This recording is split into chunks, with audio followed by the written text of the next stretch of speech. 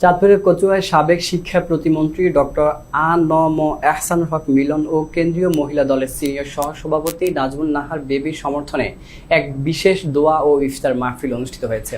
গতকাল শুক্রবার বিকেলে উজানি বিএনপি বাজার জামে মসজিদে উপজেলা যুবদলের সদস্য মহিন উদ্দিন জনির তত্ত্বাবধানে ৬ নং কচুয়া উত্তর ইউনিয়নের ৭ নম্বর ওয়ার্ড বিএনপির উদ্যোগে এই ইফতার মাহফিলের আয়োজন করা হয়।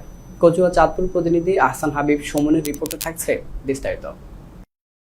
চাঁদপুরের কচুয়ায় সাবেক শিক্ষা প্রতিমন্ত্রী ডক্টর আ.ন.ম এহসানুল হক মিলন ও কেন্দ্রীয় মহিলা দলের সিনিয়র সহসভাপতি নাজমুন নাহার বেবির সমর্থনে এক বিশেষ দোয়া ও ইফতার মাহফিল অনুষ্ঠিত হয়েছে। ইফতার মাহফিলে প্রধান অতিথি হিসেবে উপস্থিত ছিলেন কচুয়া উপজেলা বিএনপির যুগ্ম সাধারণ সম্পাদক ও উপজেলা যুব দলের সাবেক সাধারণ সম্পাদক ফখরুল ইসলাম মিন্টু।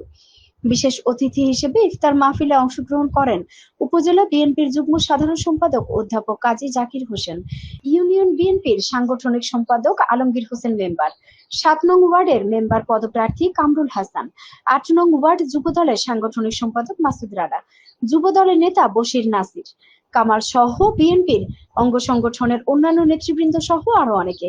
ইফতার পূর্বক দোয়া মাহফিলে দেশ নেত্রী বেগম খালেদা জিয়া ও বিএনপির ভারপ্রাপ্ত চেয়ারম্যান তারেক রহমান এবং সাবেক শিক্ষা প্রতিমন্ত্রী ডক্টর আ.ন.ম এহসানুল হক মিলনের সুস্বাস্থ্য ও দীর্ঘায়ু কামনা করে দেশ ও জাতির মঙ্গল কামনায় বিশেষ দোয়া ও মোনাজাত করা হয়।